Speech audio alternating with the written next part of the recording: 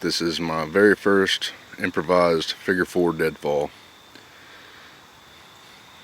I'm gonna give her a shot. Little help from Dave Canterbury.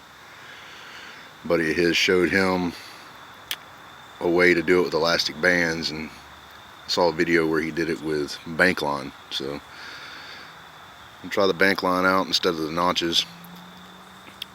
See how this rides. Maybe I'll catch me a ground squirrel or a chipmunk. Cool, thanks guys.